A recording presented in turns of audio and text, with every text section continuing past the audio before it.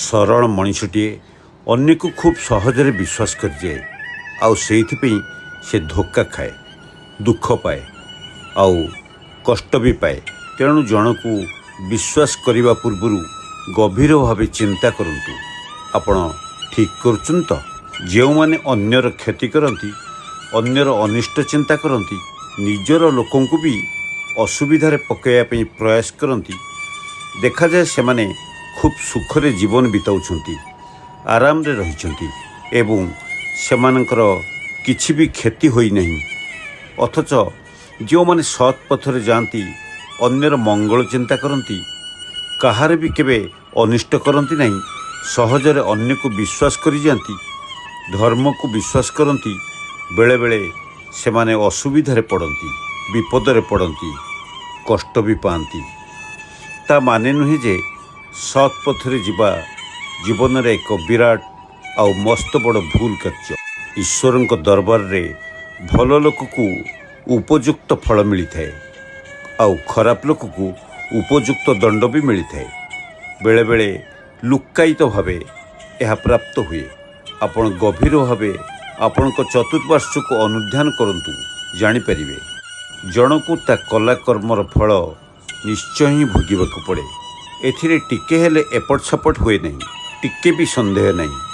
ସବୁବେଳେ ଆପଣ ନିଜ ଉପରେ ଏବଂ ନିଜର କର୍ମ ଉପରେ ବିଶ୍ୱାସ ରଖନ୍ତୁ, ଈଶ୍ୱରଙ୍କ ଉପରେ ଭରସା ରଖନ୍ତୁ।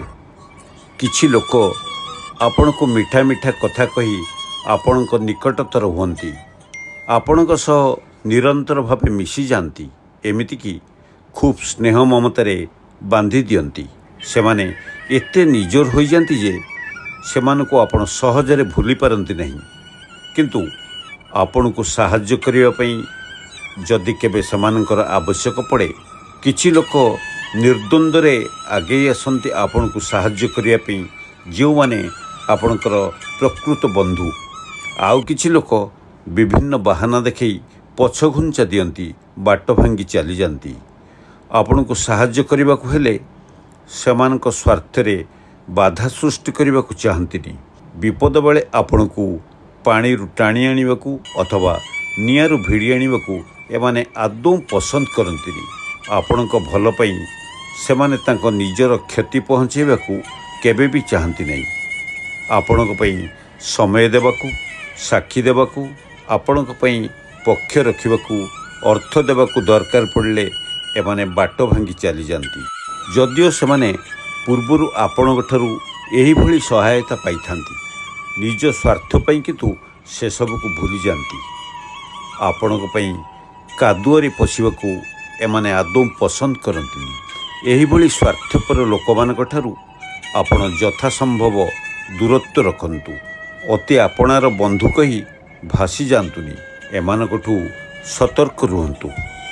ଅତ୍ୟଧିକ ରାଗିଯାଇ କାହା ପ୍ରତି କଠୋର ଶବ୍ଦ ବ୍ୟବହାର କରି ଗାଳି ଦେଲେ ବା ଅପମାନ ଦେଲେ ଆପଣଙ୍କ କ୍ଷତି ଭରଣା ହୋଇଯାଏନି କିମ୍ବା ସମସ୍ୟାର ସମାଧାନ ହୋଇଯାଏନି, ବରଂ ଆପଣଙ୍କ ଶବ୍ଦ ଦ୍ୱାରା ଆଘାତ ପାଇଥିବା ଲୋକଟି କଷ୍ଟରେ ଜର୍ଜରିତ ହୋଇଯାଏ। ଅନ୍ୟ ପ୍ରତି ଆପଣ ପ୍ରୟୋଗ କରିଥିବା କଷ୍ଟ ଶବ୍ଦଗୁଡ଼ିକ ଥରେ ଆପଣଙ୍କଠାରେ ପ୍ରୟୋଗ କରି ଦେଖନ୍ତୁ ନା, ନିଜକୁ କିପରି ଆଘାତ ଲାଗୁଛି। ତେଣୁ କାହାକୁ କଷ୍ଟ ବା ଆଘାତ ଦେବା ଭଳି ଶବ୍ଦ ପ୍ରୟୋଗ କରନ୍ତୁ ନାହିଁ। ମଧୁର ଭାଷାରେ ମଧ୍ୟ ସେହି କଥା ପ୍ରକାଶ କରିହେବ। ଏହାଦ୍ୱାରା ଆପଣ ଅପ୍ରିୟ ହେବେ ନାହିଁ। ଅନ୍ୟକୁ ଅବିଶ୍ୱାସ ନ କରିବା ଏକ ଭଲ ଗୁଣ, କିନ୍ତୁ ଅତି ନିଜର ଭାବି କାହାକୁ ନିରନ୍ତର ଭାବେ ବିଶ୍ୱାସ କରିଯିବା କିମ୍ବା ତାଙ୍କ ନିକଟରେ ଆପଣଙ୍କର ସର୍ବସ୍ୱ ଅଜାଡ଼ି ଦେବା ଆଦୌ ଠିକ୍ ନୁହେଁ।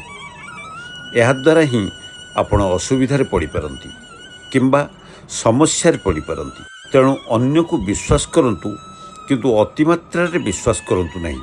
ଜାଣି ରଖନ୍ତୁ, ଆପଣ ବିଶ୍ୱାସ କରୁଥିବା ଲୋକମାନଙ୍କ ମଧ୍ୟରୁ କିଛି ଲୋକ ଆପଣଙ୍କ ବିଶ୍ୱାସକୁ ବଜାୟ ରଖି ସମ୍ମାନ ଦିଅନ୍ତି, କିନ୍ତୁ କିଛି ଲୋକ ଆପଣଙ୍କ ବିଶ୍ୱାସରେ ବିଷ ବି ଦେଇପାରନ୍ତି। ଯାହା ହଜିଗଲା ତାକୁ ଆଉ ବେଶୀ ମନେ ପକାଇ ନିଜକୁ କଷ୍ଟ ଦିଅନ୍ତୁନି, ଭୁଲିଯିବାକୁ ଚେଷ୍ଟା କରନ୍ତୁ। ବରଂ ଯାହା ଅଛି ତାହାର ସୁରକ୍ଷା କଥା ଚିନ୍ତା କରନ୍ତୁ। ଏହାକୁ ହତାଦାର କରନ୍ତୁ ନାହିଁ। ଅତୀତକୁ ଝୁରି ଝୁରି ବର୍ତ୍ତମାନକୁ କେବେ ବି ବର୍ବାଦ କରନ୍ତୁ ନାହିଁ। ଧୈର୍ଯ୍ୟ ଧରନ୍ତୁ।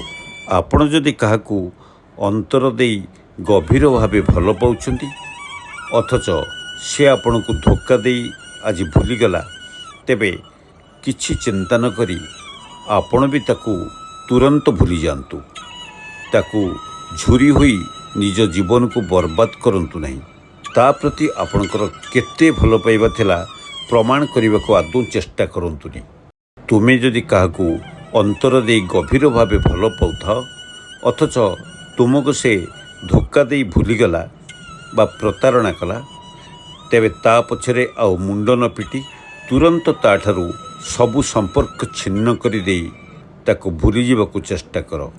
ନହେଲେ ତୁମେ ହିଁ କେବଳ କଷ୍ଟ ପାଇବ। ତାକୁ ଝୁରି ଝୁରି ନିଜକୁ ବର୍ବାଦ କରିବାର କିଛି ଯଥାର୍ଥତା ନାହିଁ। ତାକୁ ତୁମେ କେତେ ବେଶୀ ଭଲ ପାଉଥିଲ ତା'ର ପ୍ରମାଣ ସଂଗ୍ରହ କରିବା ଦରକାର ନାହିଁ। କିଏ ଦେଖିବ ଏସବୁ ପ୍ରମାଣ? କେହି ଦେଖିବେନି। ସେ ତୁମକୁ ଭୁଲିଗଲା ପରେ ତୁମେ ତୁମ ପ୍ରେମର ଗଭୀରତା ଦେଖାଇବା ପାଇଁ ଜୀବନ ସାରା ଅବିବାହିତ ରହିବା, ତାକୁ ଦିନ ରାତି ଝୁରି ହେବା ଅଥବା ଆତ୍ମହତ୍ୟା ଭଳି ଚରମ ପଦକ୍ଷେପ ନେଇଗଲେ ଭାବୁଛ କି ପ୍ରେମର ଦୁନିଆରେ ତୁମ ତ୍ୟାଗର ମହତ୍ତ୍ୱ ଇତିହାସ ହୋଇ ରହିଯିବ? ନା, ଏ ଇତିହାସକୁ ସେ ଆଦୌ ପଢ଼ିବନି। କେହି ବି ତୁମର ଗୁଣଗାନ କରି ଇତିହାସରେ ତୁମ ନାଁକୁ ଖୋଜିବେନି। ସମସ୍ତେ ତୁମକୁ କ୍ରମେ ଭୁଲିଯିବେ। ତେଣୁ ଯିଏ ତୁମ ସହିତ ଛଳନା କରିପାରିଲା, ତୁମକୁ ଭଲ ପାଇ ଭୁଲି ଯାଇପାରିଲା, ତା ପାଇଁ ଏତେ ତ୍ୟାଗ କ'ଣ ପାଇଁ? ତାକୁ ଭୁଲିଯାଅ। ତୁମ ହୃଦୟରୁ ତା ସ୍ମୃତି ସବୁ କାଢ଼ି ଫିଙ୍ଗି ଦିଅ। ଦେଖିବ ହାରିବା ବଦଳରେ ତୁମେ ଜିତି ଯାଇଛ।